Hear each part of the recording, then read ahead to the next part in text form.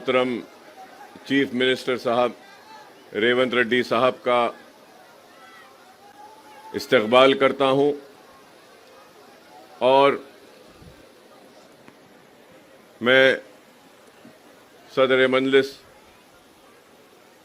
Barrister Asaduddin Owaisi साहब रुकने parliament व मुबीन साहब रुकने असम्बली को मुबारकबाद पेश करता हूं आज के इस तकरीब के लिए और हमारे शहर की मेयर साहिबा का भी मैं शुक्रिया अदा करता हूं और मुबारकबाद देता हूं और आज की इस तकरीब में शिरकत करने के लिए आए हुए अराकीन असम्बली, अराकीन कौंसिल, अराकीन बल्दिया सबका मैं पुराने शहर में आप तमाम का इस्तकबाल करता हूं और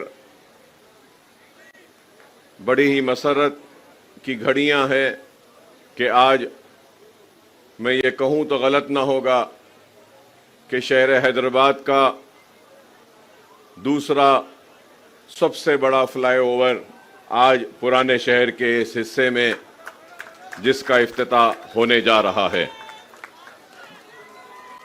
न सिर्फ ये बल्कि आज अल्हम्दुलिल्लाह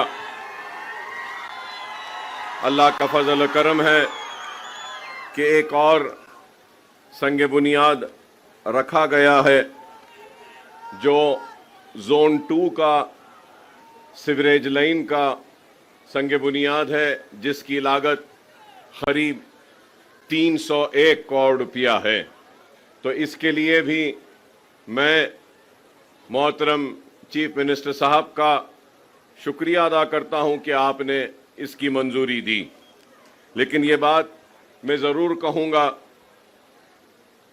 कि जोन 2 में हमने Jawaharlal Nehru national urban renewal mission के ज़रिए 251 करोड़ रुपया मंजूर करवाया था, 251 करोड़ अर्लियर, जिसके ज़रिए जितना स्ट्रॉम वाटर ड्रेन में जो सीवरेज को मिलाया जाता था एक HNL की लाइन के ज़रिए हमने सीवरेज को अलग किया स्ट्रॉम वाटर से और उसके बाद में जो बचा हुआ काम था जोन 2 का 301 करोड़ का जिसका संग बुनियाद आज रखा गया है। तो इसके ज़रिए जोन 2 का जितना भी सीवरेज है उसको एक अलग लाइन के ज़रिए न सिर्फ खारिज किया जाएगा बल्कि ट्रीटमेंट भी किया जाएगा और मूसी में ये गंदा पानी नहीं जाएगा बल्कि एक ट्रीटमेंट प्लांट्स के ज़रिए भी इसको ये प्रोजेक्ट को कंप्लीट करने का एक बड़ा ही अच्छा काम किया गया था। और मैं ये बात भी ज़रूर कहूँगा कि शहर हैदराबाद में नया शहर हो या पुराना शहर, मुर्की नाला एक वाहिद मुर्की नाला का एक प्रोजेक्ट है जिसको हमने कंप्लीट किया स्ट्रॉम वाटर ड्रेन का के बारिश के पानी को जाने का। एंड चंद्रायन गुट्टा अगर ये प्रोजेक्ट हो जाने के बाद में हैदराबाद का एक वाहिद हलका होगा जहां पर सीवरेज भी अलग जाएगा और स्ट्रॉम वाटर ड्रेन भी अलग जाएगा, बारिश का पानी भी। तो और मैं इसके लिए चीफ मिनिस्टर साहब का मैं ममनून हूं, मशकूर हूं कि आपने ये मंजूरी दी, जो मुझे मौका दिया है। आपने चंद थोड़ी सी बातें आपकी नज़र करना चाहता हूं, वो ये है कि एक तो पहले हमने जब ये फ्लाईओवर का ड्राइंग्स बनवाई थी तो ये पुराने पुल से लेके आरामगढ़ तक था। तो इसको बीच में अब आप देखते हैं कि ये लैंडिंग यहाँ पर हो रही है और पुराना पुल का फ्लाईओवर का भी लैंडिंग हो रही है बीच में। तो मैं आपसे रिक्वेस्ट करूंगा कि इस फ्लाईओवर को उस फ्लाईओवर से मिला देते हैं, तो अगर कोई वहां से चढ़ेगा तो यहां उतरेगा और वहां पुराने पुल से चढ़ेगा तो यहां पर आएगा। और इसके साथ ही साथ एक छोटा सा 21 करोड़ बाकी है, जहां यहां पे ये जो एक्विजिशन करना है, तो अगर ये एक्विजिशन कंप्लीट हो जाएगा तो ऊपर से जाने वाले आसानी से जाएंगे, नीचे से जाने वालों को भी अच्छा रास्ता मिलेगा। और नीचे की बात मैं इसलिए कर रहा हूं क्योंकि यहां सामने हमारा नेहरू ज़ूलॉजिकल पार्क है, जू है, और मैं ये कहूंगा कि किसी जमाने में इंटरनेशनल नाम रखता था और आज भी हमारा जू काफी मशहूर है और एनिमल्स काफी है। यहां पर जो बच्चे आते हैं, टूरिस्ट भी यहां पे ज्यादा आता है।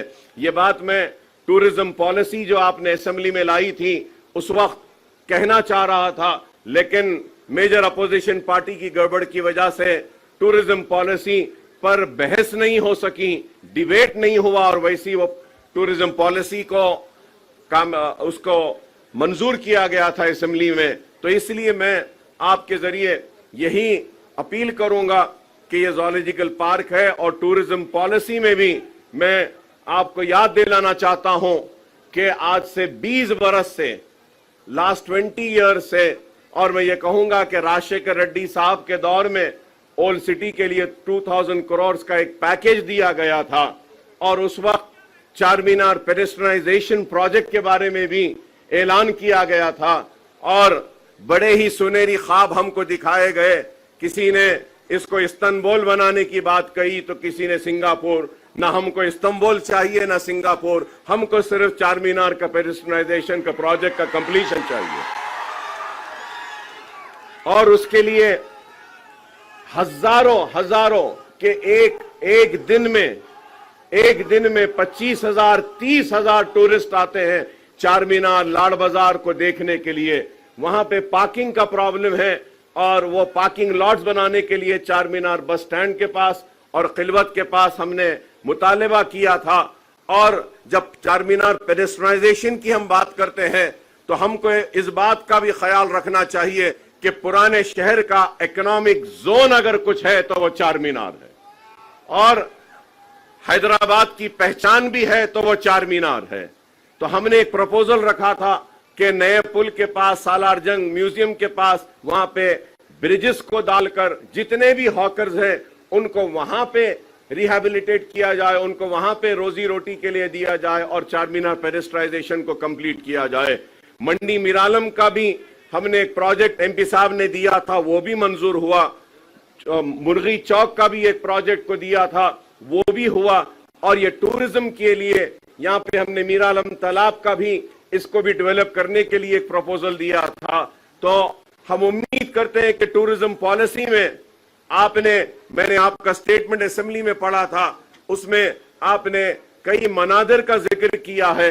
मैं आपसे अपील करूंगा कि टूरिज्म पॉलिसी में दरगाहों के भी टूरिज्म को शामिल किया जाए, जिससे कि जहांगीर पीरा की दरगाह हो, बड़े पहाड़ की दरगाह हो, दरगाह यूसुफैन हो, बाबा शरफुद्दीन साहब की पहाड़ी हो। अगर हम ये भी लेंगे और मॉस्क भी लेंगे, मक्का मस्जिद है, अफजलगंज की मस्जिद है, ये सारों को भी अगर टूरिज्म पॉलिसी में लेंगे तो इससे और डेवलपमेंट होगा। और टूरिज्म पॉलिसी में हम मेदक के चर्च को भी ले सकते हैं, ग्रामर स्कूल के यहाँ का जो चर्च है उसको भी ले सकते हैं, और गोलीपुरे का जो हमारा गुरुद्वारा है, सिख बरादरी के भी कई गुरुद्वारे हैं रिलीजियस के, आप टूरिज्म में वो भी ले सकते हैं। और फिर आपको ये भी बताऊंगा कि पारसी कम्युनिटी भी यहां पर है, पारसियों का भी बहुत बड़ा एक इबादत खाना है, उसको भी हम टूरिज्म पॉलिसी में ले सकते हैं।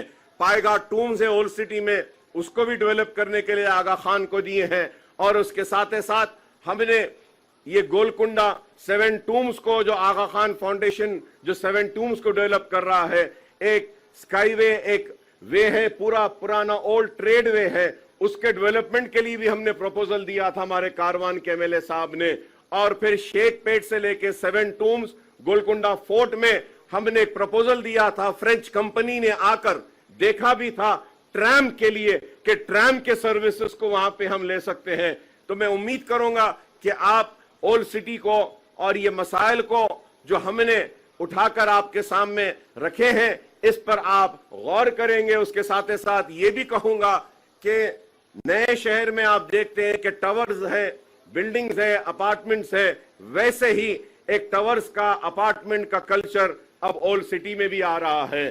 तो हमने एक अच्छा प्रपोजल बनाया है कि वो प्रपोजल के जरिए हमने रिक्वेस्ट की है गवर्नमेंट से कि एक 500 करोड़ का एक अगर आप पैकेज ओल्ड सिटी के लिए देते हैं तो उसके जरिए हम जितने भी पानी की टाकियां हैं, जैसा मोगलपुरा पानी की टाकी है, बहुत पुरानी है, संतोष नगर पानी की टाकी है, बहुत पुरानी है, मीरालम फिल्टर है, बहुत पुराना है। तो ऐसे हमने 7 असेंबली कॉन्स्टिट्यूंसीज में 3 नए ओवरहेड टैंक्स के लिए एक आपसे हम अपील करते हैं कि 500 करोड़ का अगर आप पैकेज देंगे तो इसके जरिए काफी पानी का जो मसला पुराने शहर में है ये दूर हो सकता है।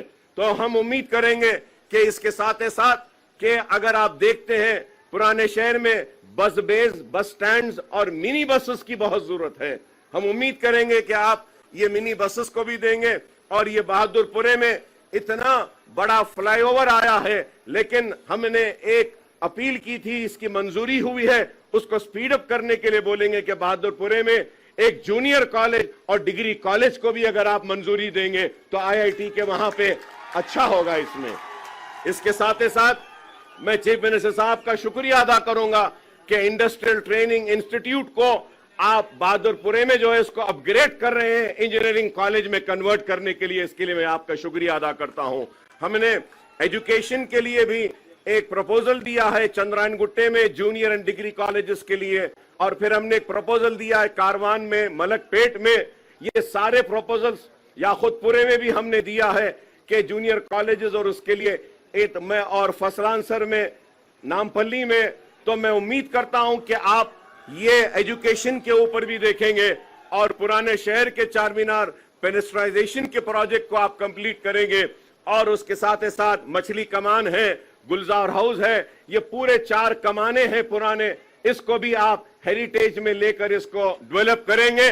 और मैं चीफ मिनिस्टर साहब से और एक अपील करूंगा कि एक बहुत बड़ा पुराने शहर के लोगों का मसला है, तालीम के साथ साथ सेहत का है। हुकूमतों ने उस्मानिया हॉस्पिटल को नजरअंदाज किया और आज उस्मानिया हॉस्पिटल बिल्कुल नई के बराबर हो चुका है।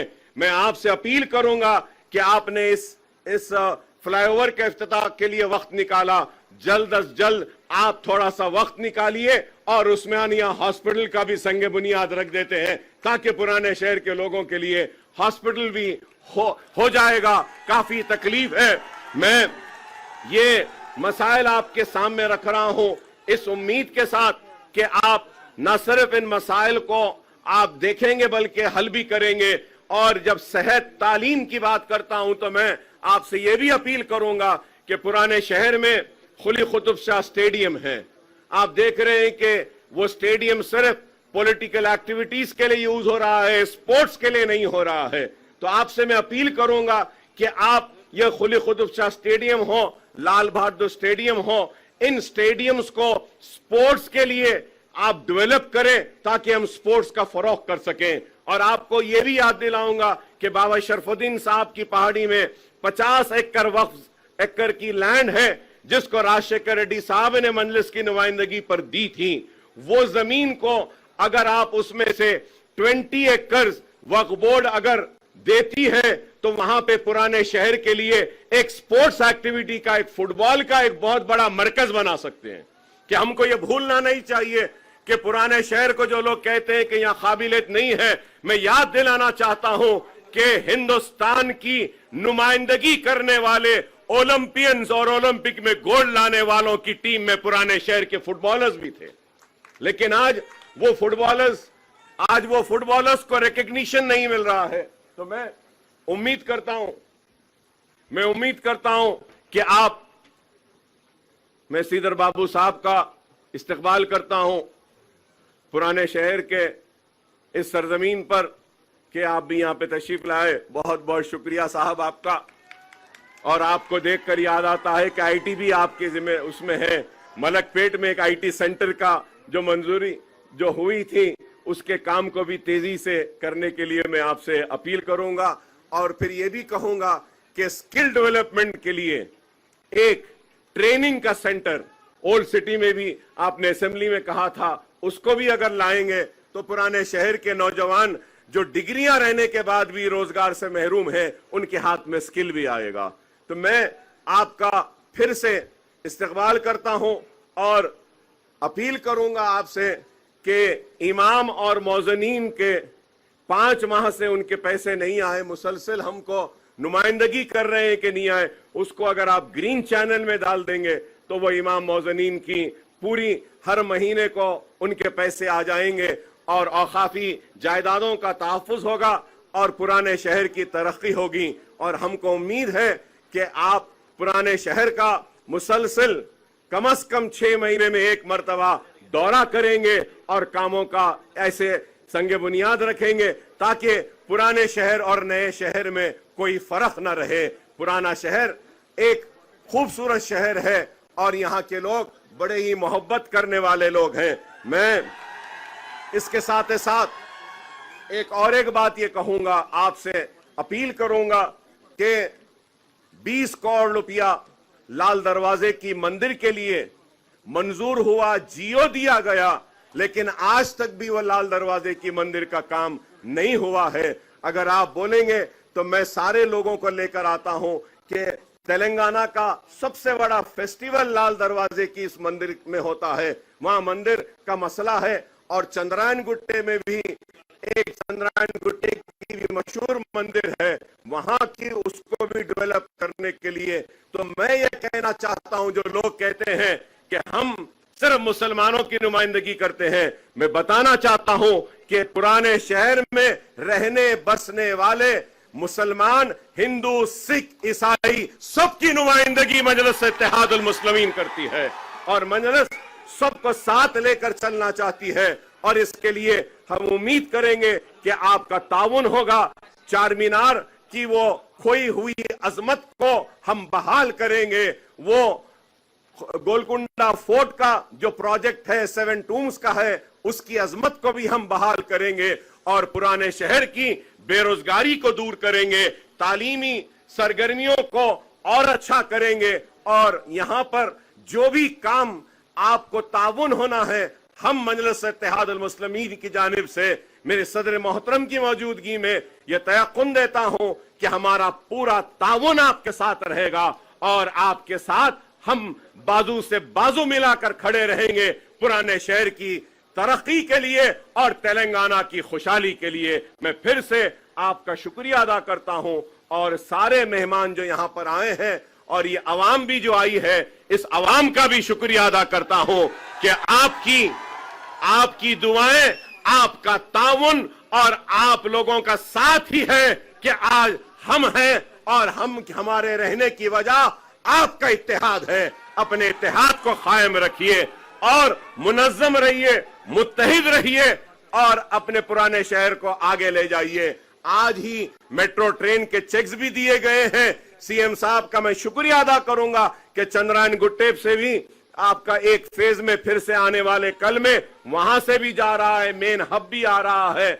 और ये मैं पुराने शहर के लोगों को से कहूंगा कि ओवैसी हॉस्पिटल, चंद्रायन गुट्टा और एयरपोर्ट का जो वहां पे मेट्रो जा रही है, तो ये ट्रिपल डेकर होगी, डबल डेकर आपने सुना होगा, लेकिन उसकी डिजाइनिंग ऐसी है कि नीचे से भी ट्रैफिक जाएगी, फ्लाईओवर से भी ट्रैफिक जाएगी, फ्लाईओवर के ऊपर से मेट्रो ट्रेन जाएगी।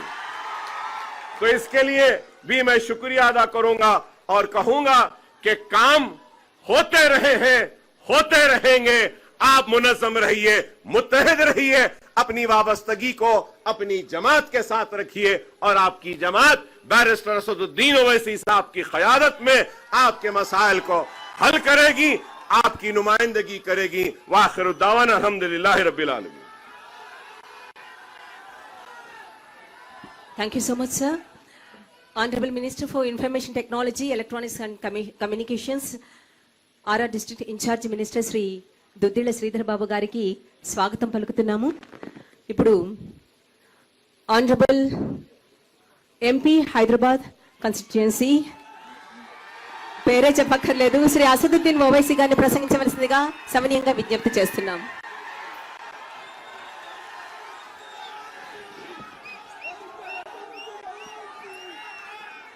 अस्सलाम वालेकुम वरहमतुल्लाहि वबरकातुहू। मोहतरम वज़ीर आला तेलंगाना जनाब रेवंत रेड्डी साहब, मोहतरमा मेयर साहिबा, मोहतरमा डिप्टी मेयर साहिबा, हमारे पुराने दोस्त जनाब श्रीधर बाबू साहब, मिनिस्टर आईटी और टेक्नोलॉजी, शहनशीन पर तशरीफ़ फरमा तमाम मोअज़्ज़ज़ अराकीन असम्बली, अराकीन क़ानून साज कौंसल, तमाम MAUD के ज़िम्मेदारान अहदेदारान, मैं अपनी जानिब से हैदराबाद की पार्लिमानी अवाम की जानिब से मोहतरम जनाब रेवंत रेड्डी साहब का आज यहाँ पर इस्तकबाल करता हूँ और उनका शुक्रिया अदा करता हूँ कि उन्होंने हैदराबाद के दूसरे बड़े फ्लाईओवर का आज यहाँ पर इफ्तिताह किया। और मैं उनका शुक्रिया इसलिए भी अदा करना चाहूँगा कि वो जब वज़ीर आला बने उसके बाद इस काम में बहुत सुस्ती पैदा हो चुकी थी और उसका वजह ये थी कि फंड्स की ज़रूरत थी। तो मैं चीफ मिनिस्टर साहब से नुमाइंदगी किया और उन्होंने फ़ौरन उस पर मुस्बित एक्शन लेकर फंड्स को जारी किए और अल्हम्दुलिल्लाह आज ये हैदराबाद का दूसरा बड़ा फ्लाईओवर का काम मुकम्मल हुआ। मैं इस मौके का फ़ायदा उठाते हुए चीज़ों को पूरा करने के लिए आपका साथ देगी। बहुत बहुत शुक्रिया। Thank you sir, thank you so much. సంతకం చేసిన క్షణం నుంచి మనసా వాచా కర్మణ ప్రజా సంక్షేమం కోసం అహర్నిశం పాటుపడుతూ అలుపెరగని సూర్యుడిలా వెలుగు విరజిమ్ముతున్న మన ప్రియతమ ముఖ్యమంత్రి వర్యులు తెలంగాణ అభివృద్ధి అదొక్కటే తన ఆశయంగా భావిస్తున్న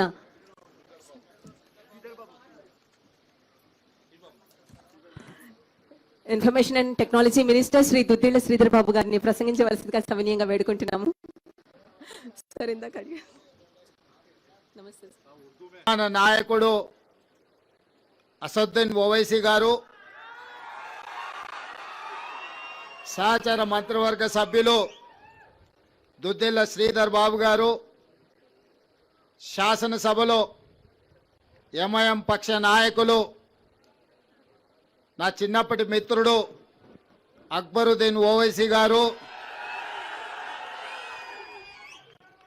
హైదరాబాద్ నగర మేయర్ గద్వాల విజయలక్ష్మి గారు, అదేవిధంగా డిప్యూటీ మేయర్ గారు, శాసన మండలి సభ్యులు, శాసనసభ్యులు, హైదరాబాద్ నగర కార్పొరేటర్లు, కార్పొరేషన్ చైర్మన్లు, ముఖ్యంగా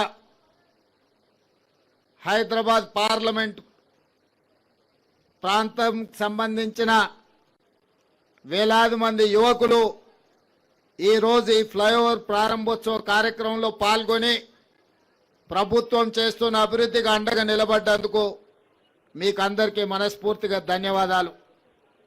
మిత్రులారా, 2005 నుంచి 2009 లోపల ఆనాడు డాక్టర్ వైఎస్ రాజశేఖర రెడ్డి గారు ముఖ్యమంత్రి ఉన్నప్పుడు 11.5 కిలోమీటర్ల మొత్తం ఉమ్మడి రాష్ట్రంలోని అతిపెద్ద ఫ్లైఓవర్ పివి నరసింహారావు గారి ఫ్లైఓవర్ ఆనాడు మనం నిర్మించుకోవడం జరిగింది. మళ్ళీ ఈరోజు కాంగ్రెస్ పార్టీ అధికారంలోకి వచ్చిన తర్వాతనే 4 కిలోమీటర్లు పైగా రెండవ అతి పొడవైన ఫ్లైఓవర్ ఈరోజు జూ పార్క్ దగ్గర ఆరాంఘర్ ఫ్లైఓవర్ని మనం నిర్మించుకొని మనకు మనమే పోటీ అని ఈరోజు నిరూపించుకోవడం జరిగింది. ఇవాళ హైదరాబాదు నగర అభివృద్ధి మన తెలంగాణ అభివృద్ధి. ఈ హైదరాబాదు నగర అభివృద్ధి కోసం మన ప్రభుత్వం వచ్చినప్పటి నుండి ప్రణాళికలు చేసి ప్రణాళికలలో భాగంగా రోడ్ల విస్తరణ, మెట్రో రైల్ నిర్మాణం, తాగునీటి సమస్యల పరిష్కారం, అదేవిధంగా శాంతి భద్రతల పరిరక్షణ, నిరుద్యోగ యువకులకు ఉద్యోగ ఉపాధి అవకాశాల కార్యక్రమాలన్నిటిని కూడా తీసుకొని ఒకటొకటిగా పరిష్కరించుకుంటూ ప్రజాప్రతినిధుల చేత చర్చ చేస్తూ ఈ సమస్యలను అన్నిటిని కూడా పరిష్కరించుకున్నాం.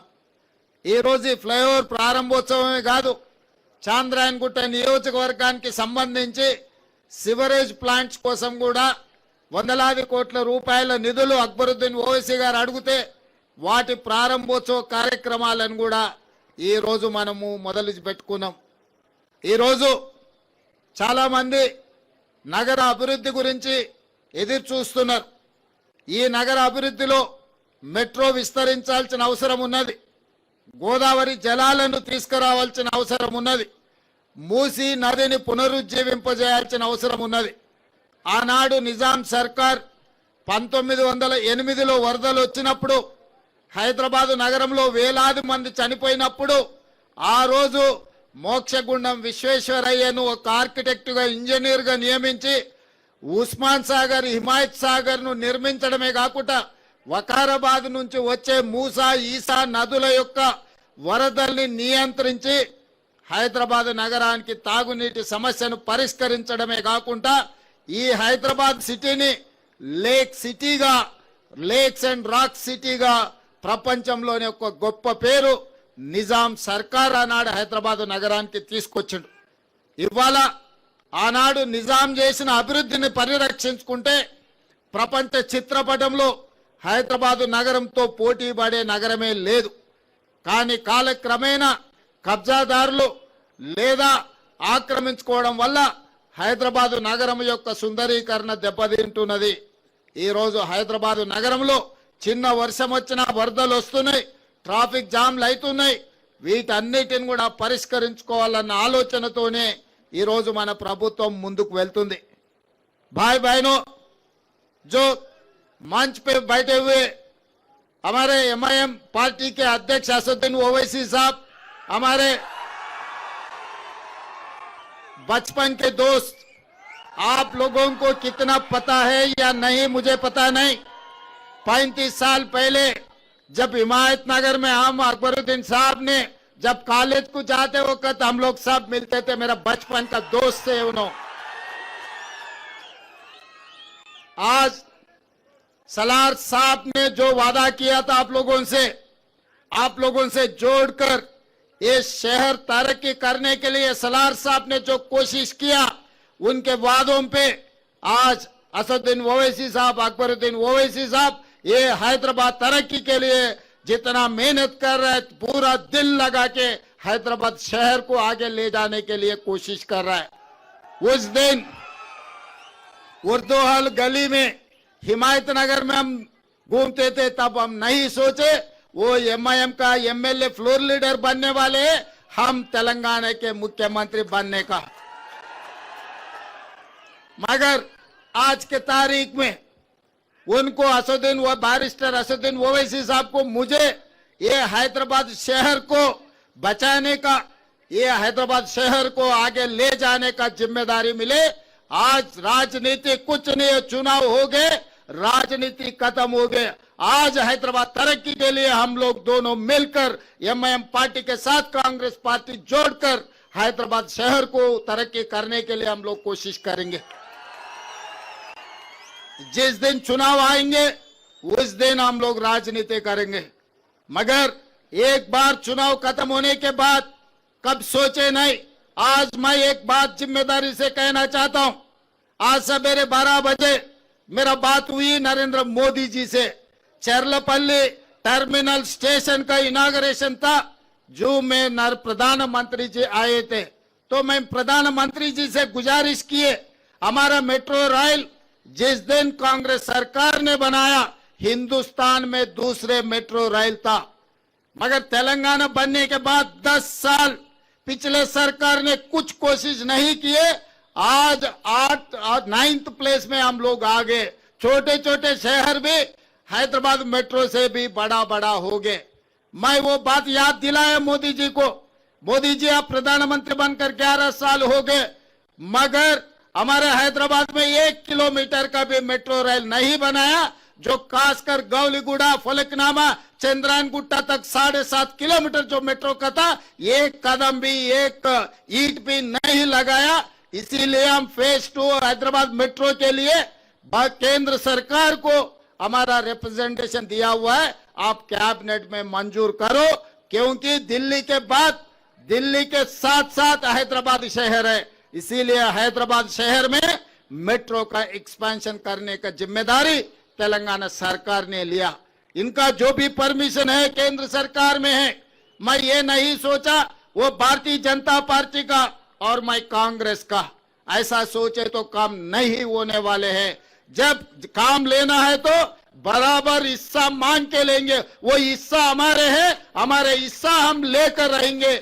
इसीलिए मैं मोदी जी से कहा आप हमारे मेट्रो का परमिशन तुरंत दे दो। उसके अलावा मैं मोदी जी से पूछा हमारे मूसी का भी आपके ने पेंडिंग है। आउटर रिंग रोड के साथ साथ आज हम लोग रीजनल रिंग रोड बना रहे, 370 किलोमीटर का रीजनल रिंग रोड हम बना रहे। वो रीजनल रिंग रोड आए तो तेलंगाना में इतना इन्वेस्टमेंट्स आ जाएंगे, तेलंगाना एकदम तरक्की आगे जाने वाले। जैसा दिल्ली गुड़गांव हरियाणा है वो दो मिलाए तो हैदराबाद शहर के सामने तेलंगाना के सामने छोटे हो जाएंगे। इसीलिए आज ये जो तेलंगाना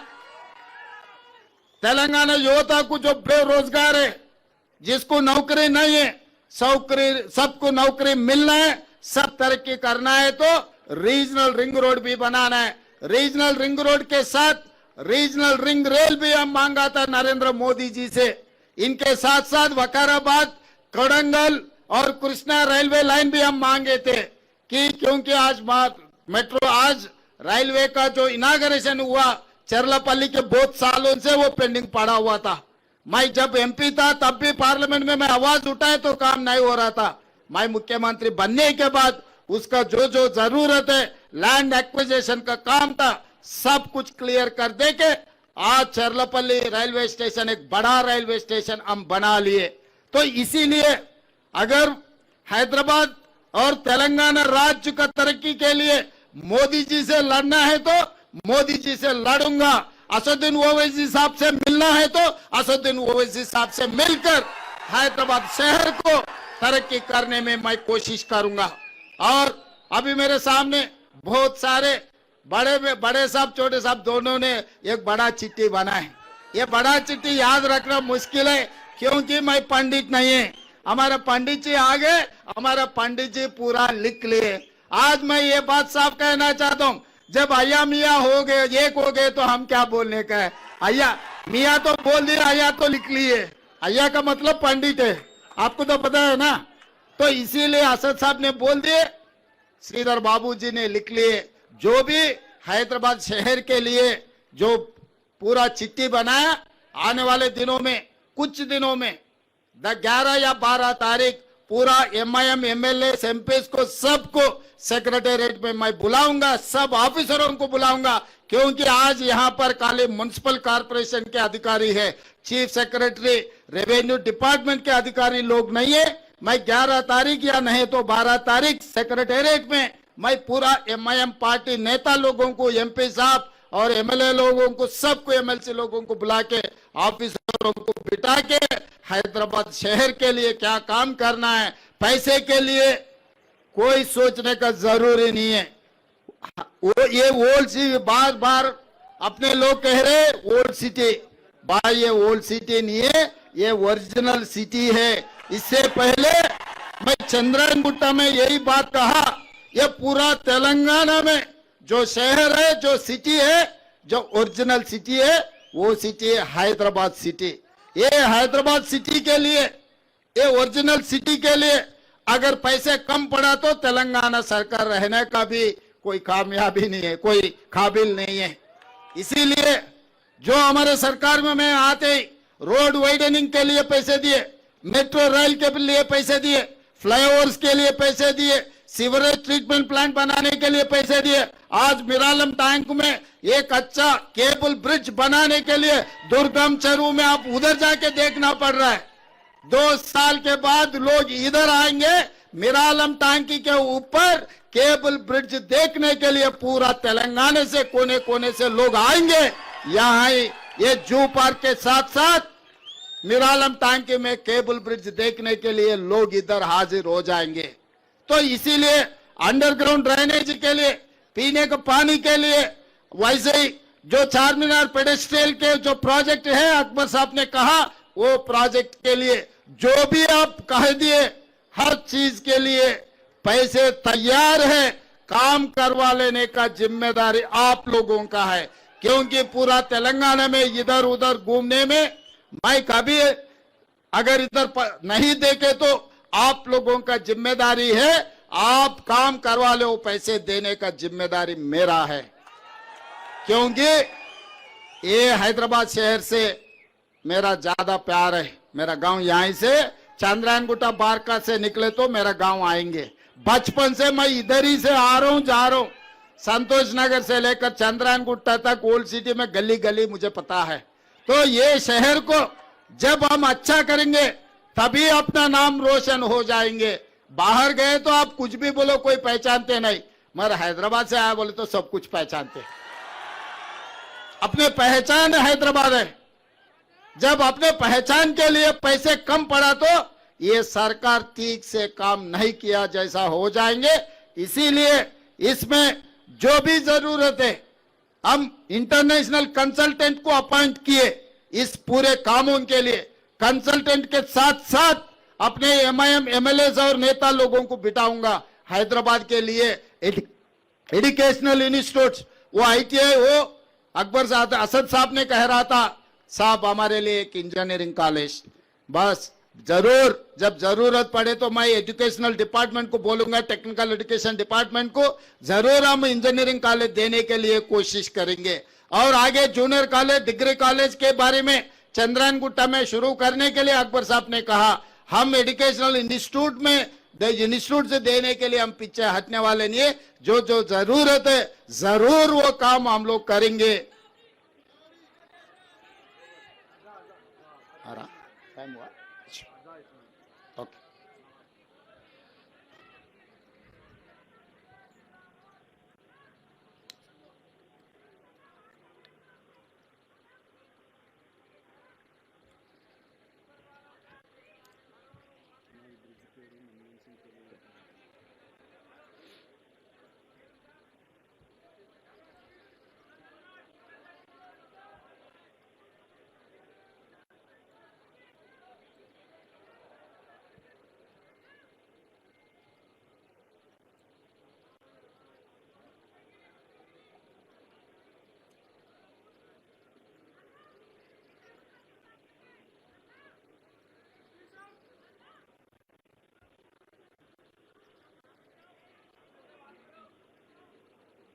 बात कर सकते हाँ। और उस्मानिया दवाखाना निजाम सरकार ने अपने लिए उस्मानिया दवाखाना बना के दिए। आज उस्मानिया दवाखाना के वहां पर हाल देखे तो कोई भी परेशान हो जाएंगे। इसीलिए असदुद्दीन ओवैसी साहब ने जो कहा आने वाले एक हफ्ता में जो गोशामहल स्टेडियम में जो है उस्मानिया अस्पताल का हम लोग फाउंडेशन स्टोन डालेंगे। तुरंत उस्मानिया हॉस्पिटल बनाने का जिम्मेदारी भी तेलंगाना सरकार ने उठाएंगे। और जो भी जितने भी बोले हम अधिकारियों को भी बोल दिए लिखने के लिए। और आगे 11 तारीख या 12 तारीख में सेक्रेटेरिएट में बुला के साहब लोग ने जो जो कहा हैदराबाद शहर के लिए सब कुछ मंजूर करवा देंगे। और आखिरी में एक ही बात, जो फ्लाईओवर है एयरपोर्ट को जाने के लिए वो फ्लाईओवर का नाम पीवी नरसिंह राव का फ्लाईओवर है। ये भी फ्लाईओवर सीधा एयरपोर्ट को जा रहे। परसों जो शहीद हुए जो डॉक्टर मनमोहन सिंह जी का नाम ये फ्लाईओवर के लिए हम रख देंगे। क्योंकि जब पीवी नरसिंह राव जी प्रधानमंत्री थे, डॉक्टर मनमोहन सिंह ने फाइनेंस मिनिस्टर थे। देश के लिए 10 साल प्रधानमंत्री, इतना काम किए मनमोहन सिंह जी।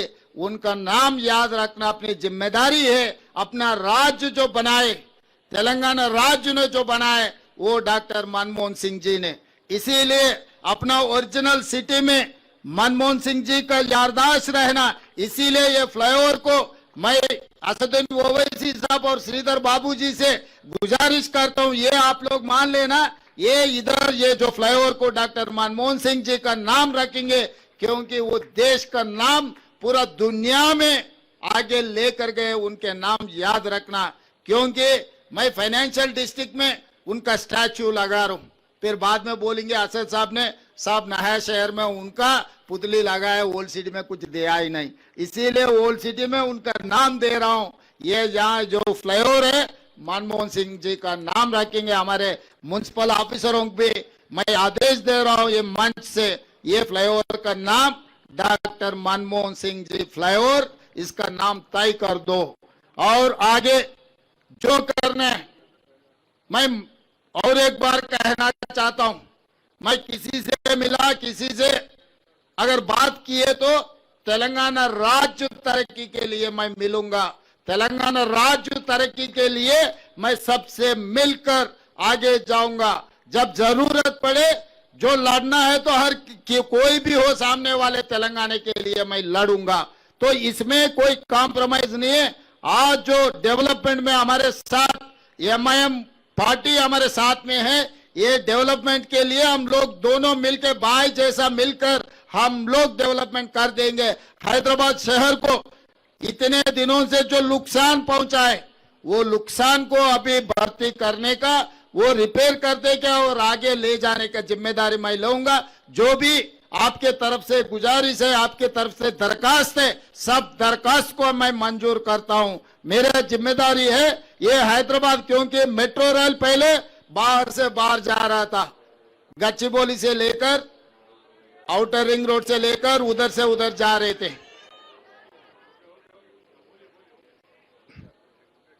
तो आज हम लोग ओल्ड सिटी से, ओरिजिनल सिटी से मेट्रो रेल डाल रहे हैं।